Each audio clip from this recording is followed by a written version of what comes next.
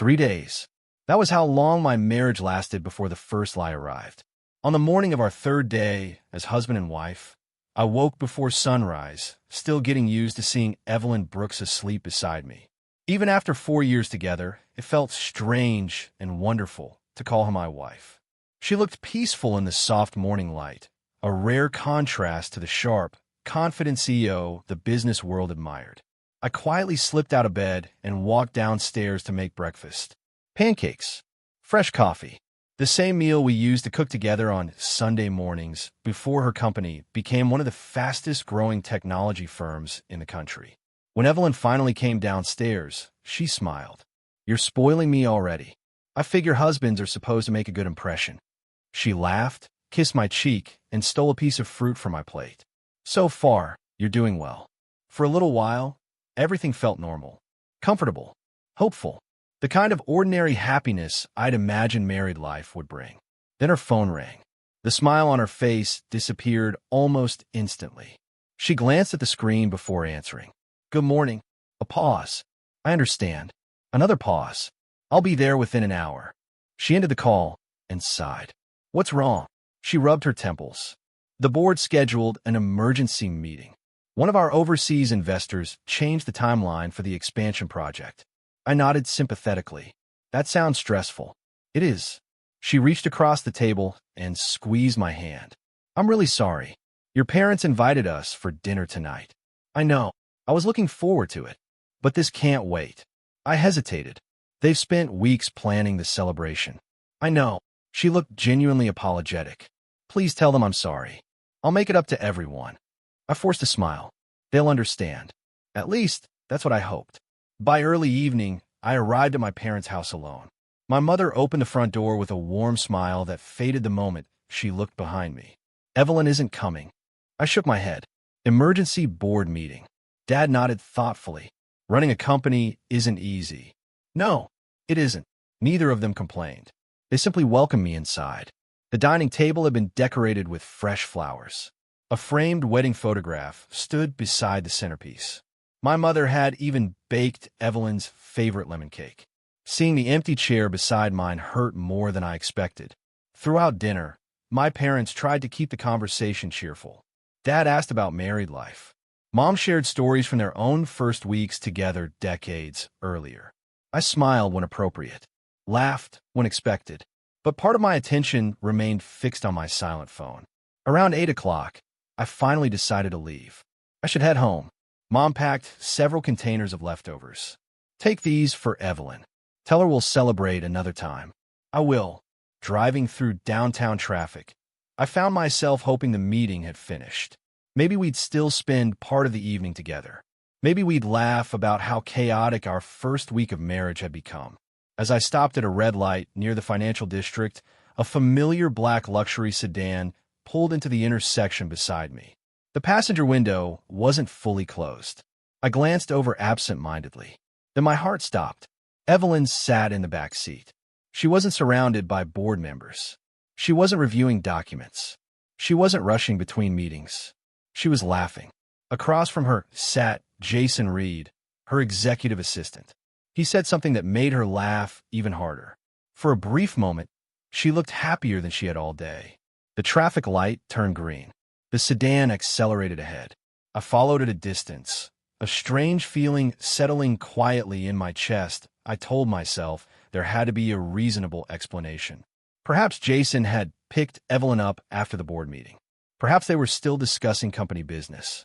After all, he had worked beside her for nearly 3 years and was responsible for coordinating many of the company's largest projects. There was nothing unusual about an executive assistant traveling with the CEO. Or at least, that was what I kept repeating to myself. The black sedan continued through the city. Instead of turning toward the company's headquarters or the office district, it headed downtown. A few minutes later, it stopped in front of one of the city's most luxurious hotels. I watched from across the street as a valet opened the rear door. Evelyn stepped out first.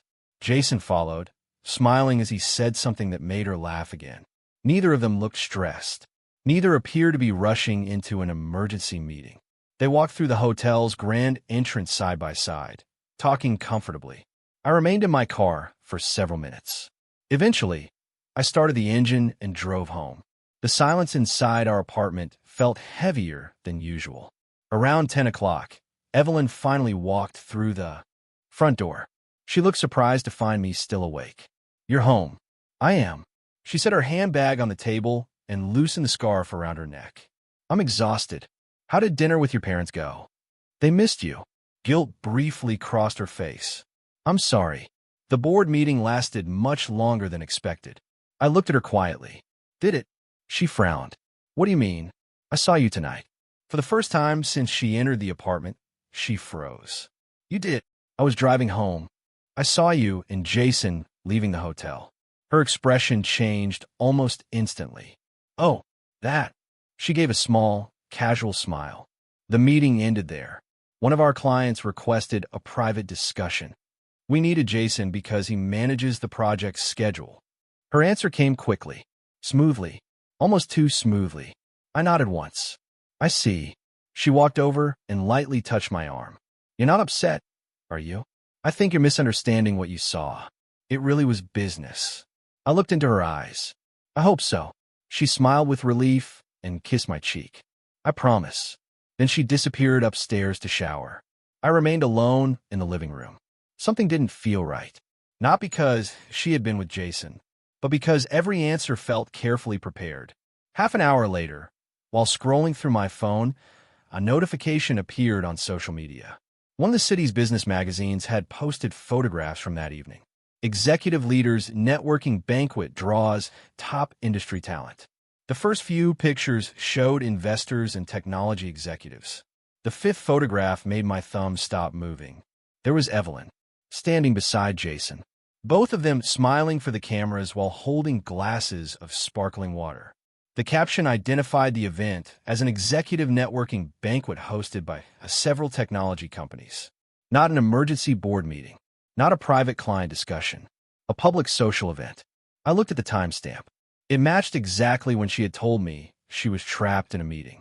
A few minutes later, Evelyn came downstairs wearing comfortable clothes. She noticed my expression immediately. "What's wrong?" Without saying a word, I turned the phone toward her. She stared at the photograph for several seconds. Then she sighed. "I can explain. I waited. It wasn't what it looks like. The client meeting happened first. The banquet was afterward. I didn't tell you because I knew you'd overthink it." She smiled awkwardly. "I'm sorry if I confused you. You misunderstood the situation." I looked at the woman I had married only 3 days earlier. Her apology wasn't for lying. It was for my reaction to discovering a lie. That distinction changed everything.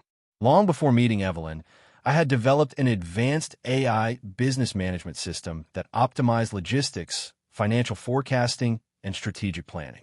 Her company had grown rapidly using that technology under an exclusive licensing agreement I had personally granted after we became engaged. No one outside a handful of executives knew the system belonged to me. They simply believed it was part of Evelyn's company's success. Quietly, I opened my laptop. The licensing agreement was still stored in a secure folder. Its termination clause required only one authorized notice from its creator. As the document appeared on my screen, I realized something with absolute clarity. Honesty had disappeared from our marriage before the honeymoon even began. If trust was already broken on the third day, then perhaps it was time to reclaim the one thing that had always been mine. I didn't sleep that night. Not because I was angry, because I was thinking. There is a difference. Anger demands immediate action. Thought demands careful decisions. By sunrise, my mind was clear. I wasn't going to argue with Evelyn. I wasn't going to demand explanations or search for hidden truths behind every conversation she had with Jason. Whether the banquet itself meant anything no longer mattered. The lie did. Trust had cracked only 3 days into our marriage, and pretending otherwise would only delay the inevitable. I showered, dressed, and carried my laptop into the study. The licensing agreement for the AI optimization platform filled the screen. 5 years earlier, while completing my graduate research in machine learning and enterprise systems, I had designed the software almost entirely on my own.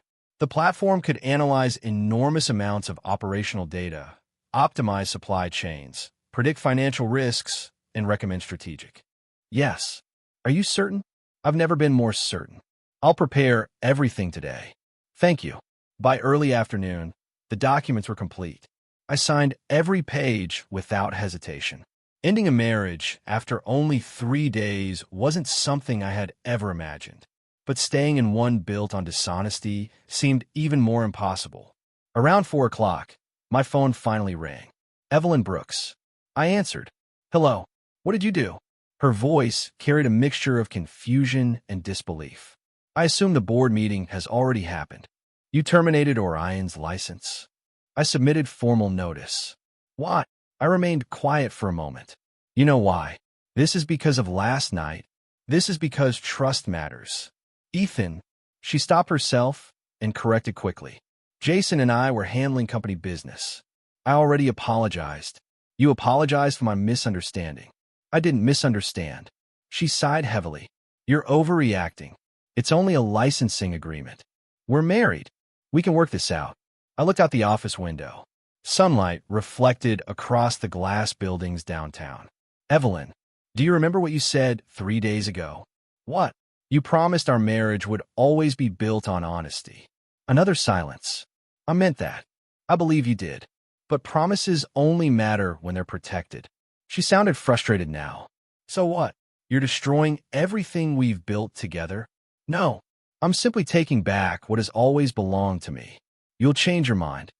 I don't think I will. Before she could answer, another call appeared on my screen. It came from Novosphere Technologies, one of Europe's largest artificial intelligence companies. I have another call. We're not finished. I think we are. I ended the conversation, then answered the second call. Mr. Carter, this is Amelia Grant. We spoke last month regarding our research division. I remember. Our board unanimously approved your proposal. We'd like to formally offer you the position of Director of Advanced AI Systems. The offer included complete research independence, an international team of scientists, and the opportunity to build the next generation of ethical enterprise intelligence. It was the kind of opportunity most researchers dreamed about. When would you need an answer? I asked. Amelia laughed softly. We were hoping you'd say yes today. For the first time in days, I smiled. You have your answer. Wonderful. We'll begin preparing your relocation immediately. After the call ended, I closed my laptop and looked around the quiet office. Within a single day, I had ended an exclusive licensing agreement, filed for divorce, and accepted the biggest opportunity of my career. None of those decisions have been made out of revenge. They were made out of clarity. Sometimes people mistake silence for weakness. They assume that because someone doesn't argue, they won't act. But the strongest decisions are often the quietest ones. I wasn't leaving because I wanted Evelyn to lose. I was leaving because I finally understood that my future should never depend on convincing someone else to value my trust. Some things, once taken for granted, can never be borrowed again. Respect was one of them. 90 days passed faster than anyone expected. The transition period outlined in the licensing agreement ended exactly as scheduled. At midnight on the final day, Orion disconnected from Evelyn's company. There was no dramatic shutdown, no flashing warning screens, no catastrophic system failure. The platform simply stopped providing the advanced predictive models, optimization tools, and strategic planning features that had quietly powered the company's operations for years. From a technical perspective, everything still worked. Orders could still be processed. Reports could still be generated. Meetings continued as usual. At first glance, nothing appeared different. The real problems surfaced slowly.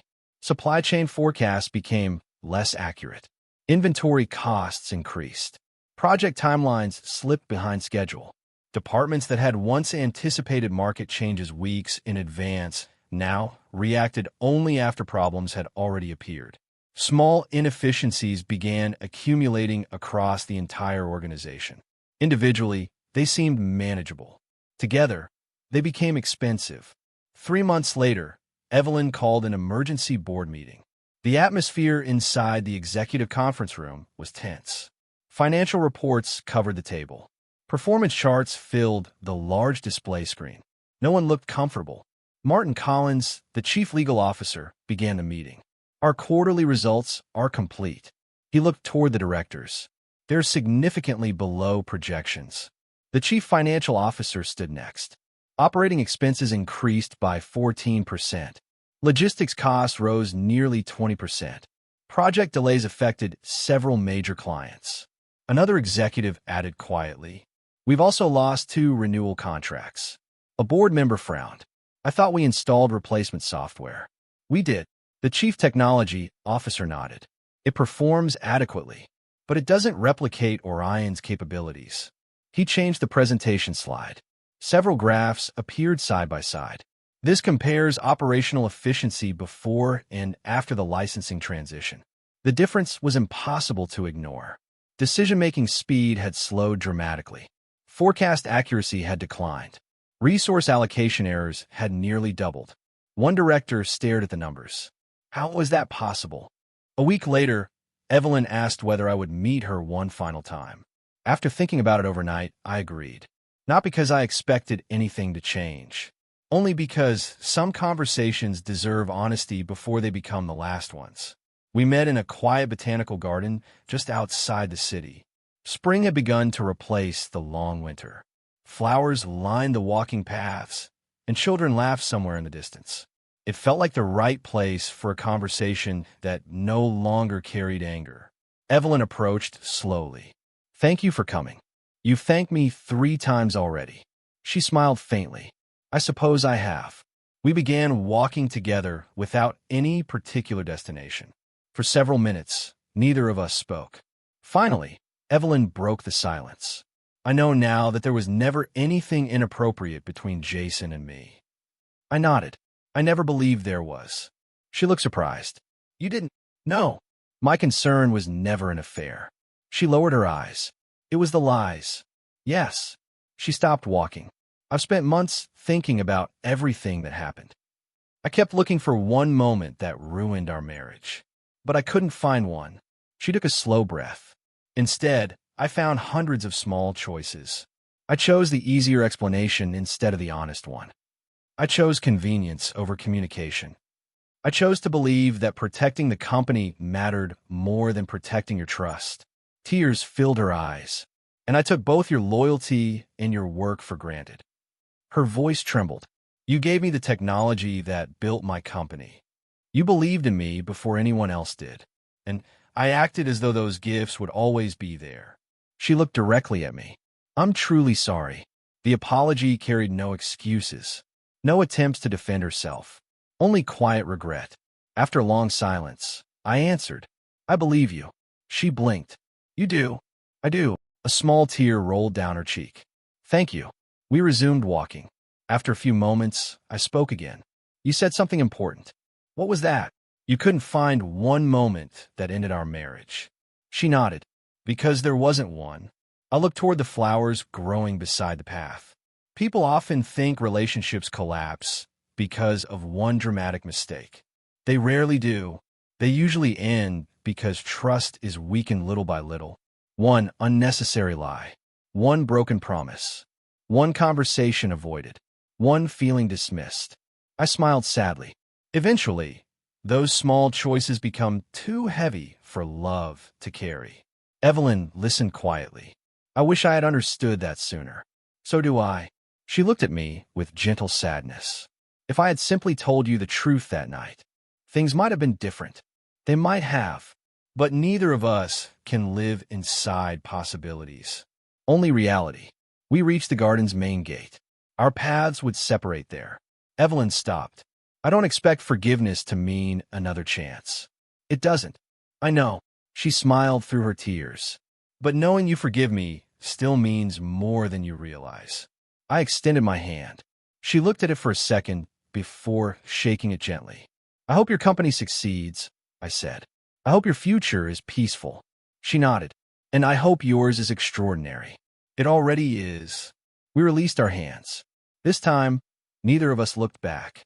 As I walked toward the parking lot, I realized something that had taken me years to understand. The end of our marriage had never been caused by one lie on the 3rd day. That lie simply revealed a habit that had been quietly growing beneath the surface. Trust is rarely destroyed all at once. It fades through countless small decisions that seem harmless in the moment. And love, no matter how sincere, cannot survive forever where honesty is treated as optional.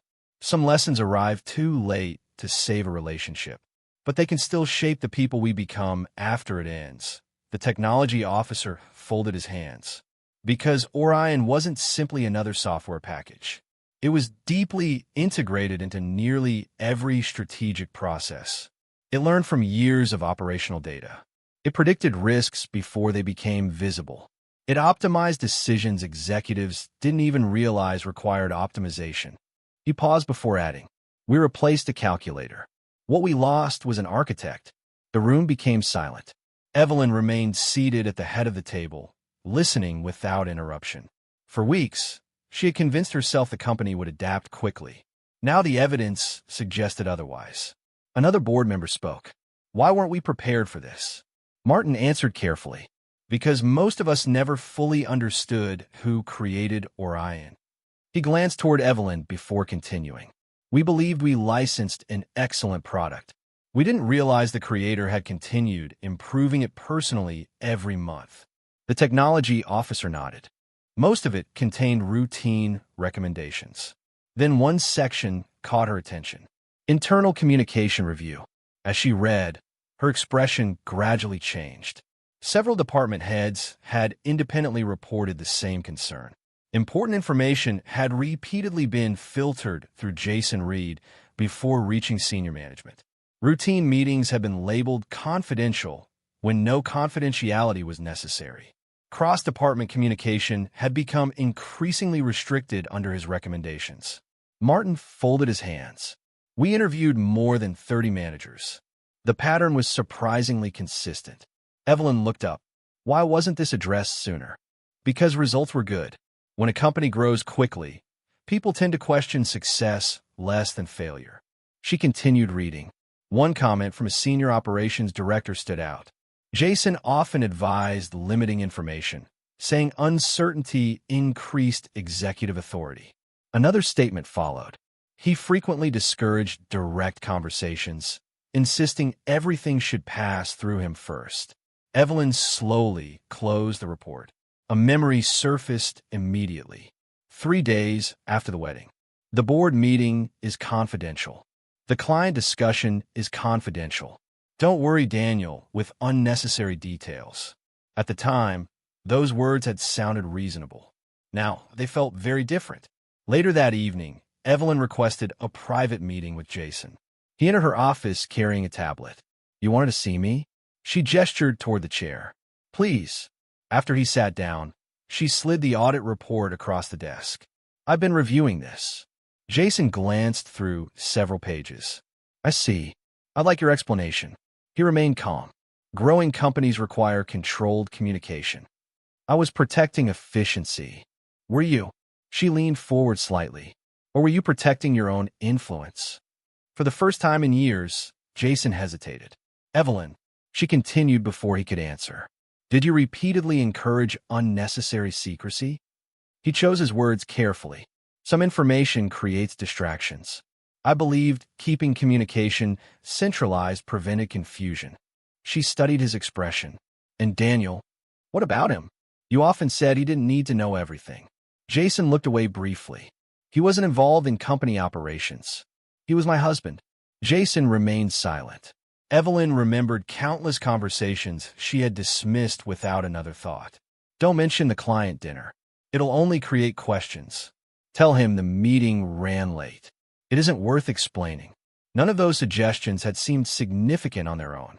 Together, however, they had quietly built a wall between her marriage and her work. She finally understood something she had overlooked for years.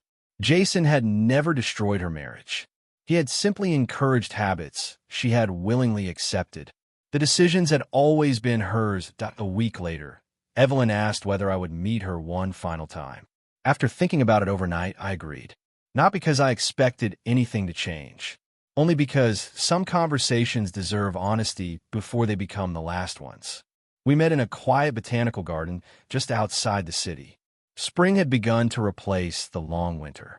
Flowers lined the walking paths, and children laughed somewhere in the distance. It felt like the right place for a conversation that no longer carried anger. Evelyn approached slowly. "Thank you for coming. You've thanked me 3 times already." She smiled faintly. "I suppose I have." We began walking together without any particular destination. For several minutes, neither of us spoke. Finally, Evelyn broke the silence. "I know now that there was never anything inappropriate between Jason and me." I nodded. "I never believed there was." She looked surprised. "You didn't?" "No. My concern was never an affair." She lowered her eyes. "It was the lies." "Yes." She stopped walking. "I've spent months thinking about everything that happened. I kept looking for one moment that ruined our marriage, but I couldn't find one." She took a slow breath. "Instead, I found hundreds of small choices. I chose the easier explanation instead of the honest one. I chose convenience over communication. I chose to believe that protecting the company mattered more than protecting your trust." Tears filled her eyes. "And I took both your loyalty and your work for granted." Her voice trembled. "You gave me the technology that built my company. You believed in me before anyone else did. And I acted as though those gifts would always be there." She looked directly at me. "I'm truly sorry." The apology carried no excuses, no attempts to defend herself, only quiet regret. After a long silence, I answered, "I believe you." She blinked. "You do?" "I do." A small tear rolled down her cheek. "Thank you." We resumed walking. After a few moments, I spoke again. "You said something important." "What was that?" "You couldn't find one moment that ended our marriage." She nodded. "Because there wasn't one." I looked toward the flowers growing beside the path. People often think relationships collapse because of one dramatic mistake. They rarely do. They usually end because trust is weakened little by little.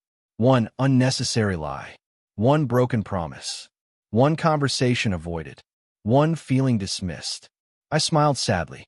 Eventually, those small choices become too heavy for love to carry. Evelyn listened quietly. "I wish I had understood that sooner." "So do I." She looked at me with gentle sadness. "If I had simply told you the truth that night, things might have been different." They might have, but neither of us can live inside possibilities.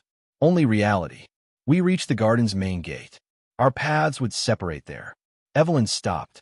"I don't expect forgiveness to mean another chance." "It doesn't." "I know." She smiled through her tears. "But knowing you forgive me still means more than you realize." I extended my hand. She looked at it for a second before shaking it gently. "I hope your company succeeds," I said. "I hope your future is peaceful." She nodded. "And I hope yours is extraordinary." "It already is." We released our hands. This time, neither of us looked back. As I walked toward the parking lot, I realized something that had taken me years to understand. The end of our marriage had never been caused by one lie on the 3rd day. That lie simply revealed a habit that had been quietly. The room became silent. She walked to the digital whiteboard and began drawing simple diagrams. One model predicts faster. The other explains its reasoning better. She looked around the room. What if we stopped choosing between speed and transparency? What if we design a system that decides which approach fits each situation? Within 15 minutes, the entire discussion changed direction. As the meeting ended, I caught up with her in the hallway. "That was impressive." She laughed softly. "I've learned that people sometimes argue because they're answering different questions." "I'll remember that." "So will I." Over the following months, we worked together almost every day. She challenged my assumptions without dismissing my ideas. When she disagreed, she explained why. When I made mistakes, she pointed them out respectfully instead of pretending they didn't exist. More importantly, she expected the same honesty from me. One evening, after a long day preparing for an international conference, we remained in the research lab reviewing a difficult algorithm. "I think your forecast model still has a blind spot," she said. "I know. I've been trying to solve it for a week." She studied the equations on the screen. "Can I suggest something?" I smiled. "When have you ever waited for permission?" She laughed. "Fair point." An hour later, we had solved the problem together. As we packed our laptops, Sophia looked at me. "You know what I like about working with you?" "What?" You never treat disagreement like disrespect. I thought about that for a moment. I've learned the hard way that honest conversations are healthier than comfortable silence. She nodded thoughtfully. I couldn't agree more. Walking out of the building that evening, I realized something had quietly changed. For the first time since my divorce, I looked forward to tomorrow not because of the project waiting for me, but because I knew I would be working beside someone who made both my work and my life better simply by being herself. Over the next 18 months, Sophia and I worked side by side on projects that reached far beyond anything either of us had imagined. Together, our research teams developed AI systems that help hospitals predict patient demand more accurately, assisted governments in planning emergency responses, and enabled manufacturers to reduce waste without sacrificing efficiency. Each success was celebrated as a team achievement. Neither of us cared about personal recognition. We cared about solving problems that mattered. Somewhere between conference flights, research deadlines, and long evenings spent debating new ideas over coffee, friendship quietly became something deeper. There was no dramatic moment, no elaborate confession. One autumn evening, after presenting our latest research and International Technology Summit, we walked along a river that reflected the lights of the city. Sophia smiled. "Can I ask you something?" "Of course." "Why do you trust people so easily again?" The question caught me by surprise. I wasn't sure I ever would. She nodded. I wondered. I looked across the water before answering. I finally realized that one person's mistakes shouldn't become another person's burden. If I carried old fears into every new relationship, I'd never give anyone a fair chance. She smiled warmly. I like that answer. A few months later, I asked her to marry me. She laughed before I even finished the question. I was wondering how much longer you'd make me wait. When she said yes, it felt wonderfully simple. No uncertainty, no hidden conditions. Only two people choosing the same future. Meanwhile, thousands of miles away, Evelyn's company was changing as well. The difficult years following Orion's departure had forced every executive to rethink how the organization operated. This time, Evelyn chose a different path. She encouraged direct communication instead of unnecessary secrecy. Departments that had once worked behind closed doors now shared information openly. Employees were invited to question decisions respectfully without fear of being ignored. She also created a company-wide ethics program focused on transparency, accountability, and leadership built on trust rather than authority. Growth returned slowly, not as rapidly as before, but it was steady. More importantly, it was sustainable. One afternoon, during an interview with a business magazine, a reporter asked Evelyn what lesson had changed her leadership the most. She paused before answering. I learned that people don't give their best work to leaders who hide the truth. They give their best to leaders who earn their trust. Watching that interview months later, I smiled quietly. Those words sounded genuine. She had changed. So had I. Our marriage could not be saved. Some chapters are never meant to be rewritten, but that did not mean they were meaningless. Sometimes the most painful experiences become the foundation for wiser decisions. Sophia and I eventually stood together on the stage of another international innovation conference, accepting an award recognizing our team's contributions to ethical artificial intelligence. As the audience applauded, she reached for my hand naturally. Not because photographers were watching, not because it made a better headline, simply because she wanted to. I smiled back. Looking across the crowded auditorium, I reflected on the journey that had brought all of us to this moment. Evelyn had rebuilt her company through honesty. I had rebuilt my life through purpose. Sophia and I had built our future through mutual respect. Open. Developers. Disaster response experts partnered with machine learning specialists. Every hallway reminded me that the greatest innovations rarely belong to one person. They belong to people willing to trust one another. The opening ceremony drew guests from dozens of countries, government officials, university presidents, business leaders, journalists, researchers, representatives from nonprofit organizations. The atmosphere felt less like a corporate event and more like the beginning of something meaningful. Backstage, I adjusted the microphone clipped to my jacket while reviewing my opening remarks. Sophia noticed immediately. "You've rewritten that speech 3 times. I smiled. "Only 3. She laughed. "I counted 5. I suppose I was trying to make it perfect." She gently took the papers from my hands. "It already is. You haven't even read the latest version." "I don't need to." She folded the pages and handed them back. "The people came to hear you. Not perfect sentences. They came to hear someone who believes in what he's saying." I looked at her for a moment. "When did you become better at encouraging me than I am at encouraging myself?" "Probably around the time you started overthinking every public speech." "I've always done that." "I know." She reached over and straightened my tie. "You'll be fine. As always." Her confidence settled my nerves far more effectively than any rehearsal could. An event coordinator appeared near the doorway. "They're ready for both of you." Sophia slipped her hand naturally into mine. "Let's go." The applause greeted us as we stepped onto the stage together. Looking across the audience, I recognized familiar faces from every stage of my professional journey. Former professors, research partners, young engineers I had mentored, colleagues from Novosphere, executives from companies that had become our international partners. Then my eyes paused for just a moment. Several rows from the front sat Evelyn Brooks. She wore a simple navy suit with the badge of her company displayed beside her name. She wasn't there as my former wife. She attended as the CEO of one of the Innovation Center's strategic business partners. When our eyes briefly met, she offered a small, respectful smile. I returned it before focusing on the audience. The ceremony began with presentations highlighting collaborative research projects already improving healthcare, environmental planning, transportation, and emergency response around the world. After the introductions, I stepped to the podium. For a brief second, the enormous auditorium became completely silent. I looked around the room. Then I smiled. "Thank you for believing that technology should serve people, not the other way around." The audience listened attentively as I spoke about responsible innovation, ethical leadership, and the importance of building systems people could understand and trust. But beneath every word was another message that didn't need to be spoken aloud.